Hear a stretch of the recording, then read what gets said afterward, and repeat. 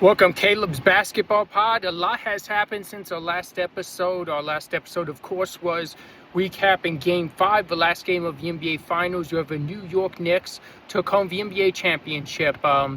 Since then, we're coming to you on Tuesday. NBA Draft is tonight. We know there's a lot of speculation on where Peterson, Debanza, Boozer, a lot of bright young stars coming out. I believe this draft is full of future franchise players, and that's you don't say that lightly. So that means there's a ton of talent in this draft. A lot of teams we know have to rebuild, and they have to look for this draft. All of a sudden, we know Milwaukee's looking towards this draft. We'll get to that in a minute. But just a ton of teams out there, teams like Memphis. Interesting to see what direction the Clippers go here. Do they keep that fifth pick? Or are they still content on trying and build around Kawhi? Is Kawhi's time in LA done? Are they building around maybe a Garland, Mathurin in this future draft pick? That's interesting to see where a lot of teams, the direction they're going in by how they draft and whether or not they keep the draft pick depending on who he is. But it's always fun watch the NBA draft. Tune in tonight. I can't remember a time till today where the NBA draft's on a Tuesday. I usually remember it on a Thursday. But yeah, interesting to see. And then we know round 2 tomorrow on Wednesday. So another interesting part about this draft is now we have 2 nights of an NBA draft. So I like that. I'm interested in it. Now the second round don't have to be rushed like it seemed in years prior. Now let's get to our trade talk. We've had first let's mention Trae Young intends to re-sign with the Wizards, $53 million a year, 4-year deal. Kind of seen this coming. Not that I was surprised he's sticking in Washington. They have a team that was going to pay him. I think it was expected to be around 30 to 40 million. For the fact he's getting 53, props to him. And I honestly think him, Davis, Sarm, the number 1 draft pick, could be some competition out in the East. It's going to be very interesting to see what they do with that roster. And there's really no reason Washington should compete and should at least be in the playoffs. I mean, I'm talking like maybe a 5 or 6, possibly higher seed. Very interesting to see. Also interesting to see how Trae Young plays against the Hawks. We know he is someone that does keep a he holds a grudge. Let's just say that he's still not forgiving the New York Knicks fans of the Knicks, and we know that's a heated rivalry. And we also know he always puts on a show in Madison Square Garden. So very interesting there. Let's talk about Aaron Wiggins being traded to the Hawks for pretty much nothing. Good pickup for Atlanta. Thunder had cleared some salary, knew they couldn't pay guys, had to get rid of some players. They still may have shed some salary before the season starts, because we know this is where Jalen Williams and Chet Holmgren's big contract extensions are about to kick in this season. So there's still going to have to be some salary shedding from them and a lot of teams. So that's going to be what gets interesting in the league. But now let's talk about the trade. A couple trades. Let's start with the first one. Wolves received 2 second-round picks. Bulls received Nick Claxton. I like that for the Bulls. I talked about them being a guard-heavy team. They needed some more bigs. They did have a few centers. I think Nick Claxton will most definitely jump to the best center on their roster now. So good pickup there. And then the Brooklyn Nets got Julius Randle. I would say no doubt he's going to average 20-some points a game. Do I think it will make much difference on the winning for the Brooklyn Nets?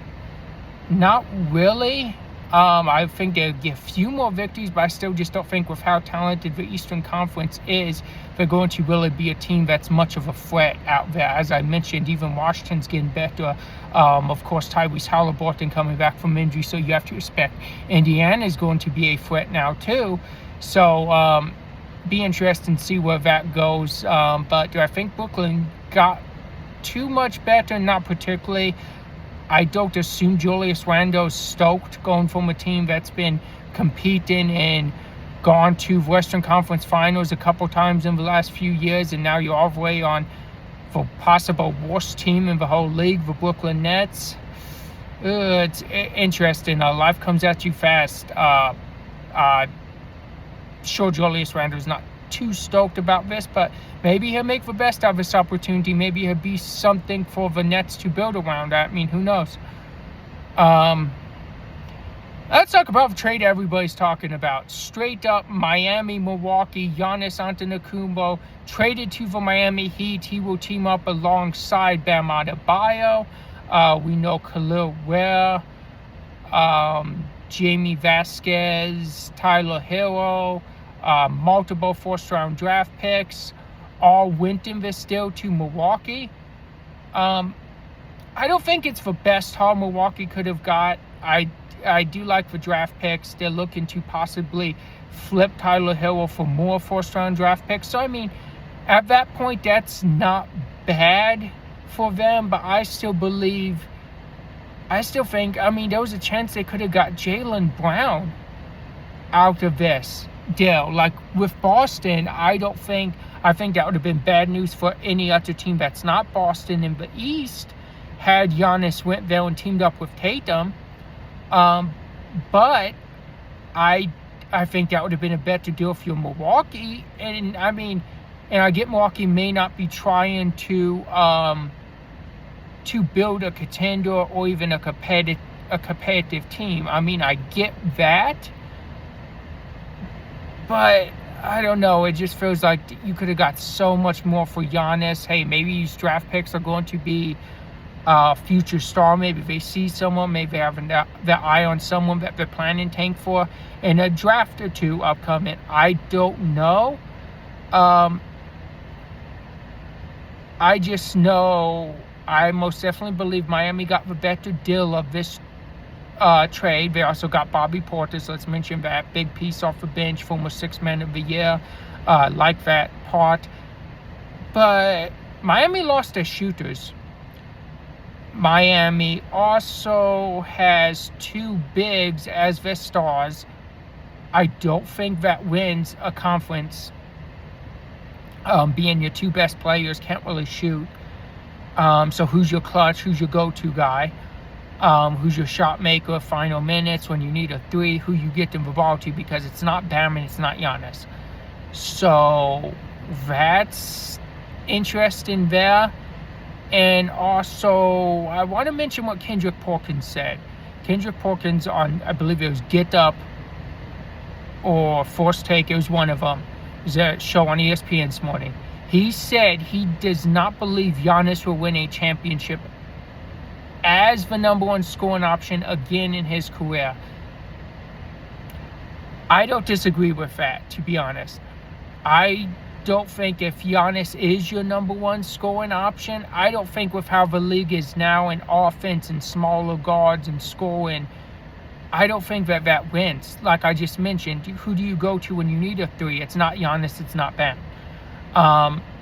With the cap, it's looking like they have to move on from Andrew Wiggins trade-wise and or possibly let Norman Powell go because you aren't going to have the money for him. And then to fill out the rest of your roster, because you did give up a lot of players to get Giannis Antetokounmpo. You have Davion Mitchell, not much of a scorer, not much of a shooter, averaged 9 points per game last season. You lost a lot of shooting on this team now. So I believe Giannis is at best when you can stretch the floor, give him space, and let them attack one-on-one. Because if not, the defense can kind of just seep in and build a wall. And now when they trap and they build that wall to keep Giannis out of the paint, who does Giannis kick it to? When there's nobody for him to kick it out to, he's just running into a wall of people, and there's not much for him to do. And if this guy's not threat over on the wing to shoot, you're not worried about him. You're building that wall. If this guy in the corner is not the threat, you're building that wall. So I just think the defense is going to be able to zone in, keep Giannis out of the paint, give no outlets, let other guys shoot, because you're not worried about that. These guys can't shoot on the team.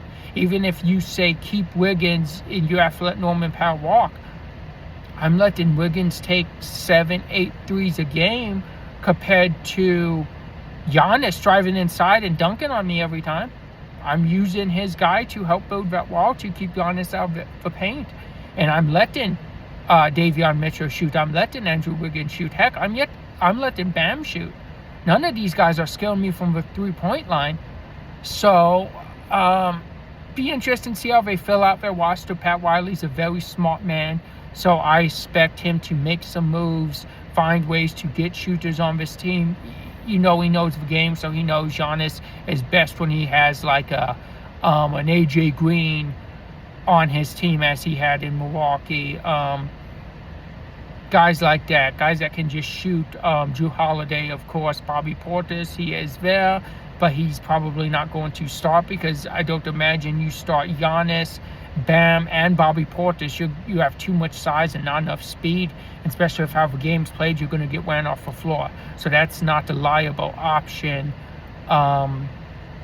So yeah, interesting to see what happens. I do think Giannis would have been better suited going to a Milwaukee, going to a Cleveland, where you have a Jason Tatum or Donovan Mitchell to score, to hit those big clutch moments, and Giannis just dominates the game like a LeBron. And then you have your, like say, Kyrie alongside LeBron, or you have your Jamal Murray alongside your Jokic,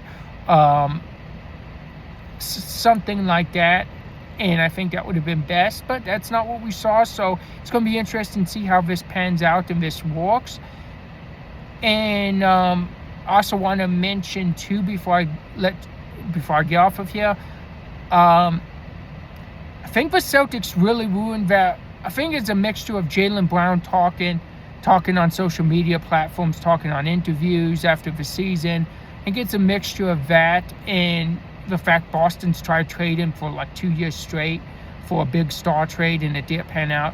I think the Boston-Jaylen Brown relationship is pretty much over, and I would actually be surprised if we see Jaylen Brown in a Celtics uniform when this upcoming season starts.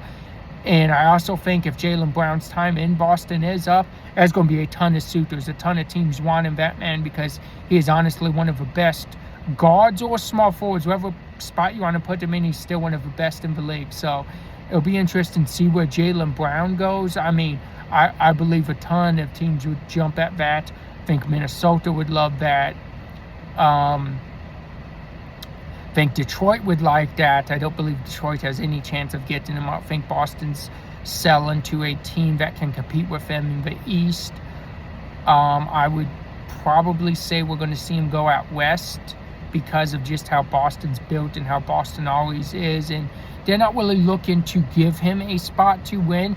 They're looking to get the best deal out of him possible. That may be a younger team, maybe in the draft stages of the rebuild, I should say. And maybe some young future stars. Possible that we see a Jaylen Brown go to Utah. I mean, we know Keontae George is not going to be, he's not going to get that extension this year. We've heard rumors of Lauri Markkanen going. I mean, what better way to start building a team if you possibly have Jaren Jackson, Jaylen Brown, and one of Markkanen or Keontae George? In a couple years' time, a couple draft picks here and there, we know they have a number 2 pick. Utah could be dangerous in the West. I mean, just think of that. I mean, look at the Clippers. I think the Clippers would love to have him. So I'll be interested to see where Jaylen Brown ends up, and we're going to keep you guys posted on that. Free agency's almost about to start too, so we're going to have a lot of episodes breaking down free agent signings, and I believe there will be more trades to come, probably after the NBA draft. So have fun, watch the draft, see what happens. Hope your favorite team gets the player you wanted, and then it's time to really build your squad for next year, so stay tuned.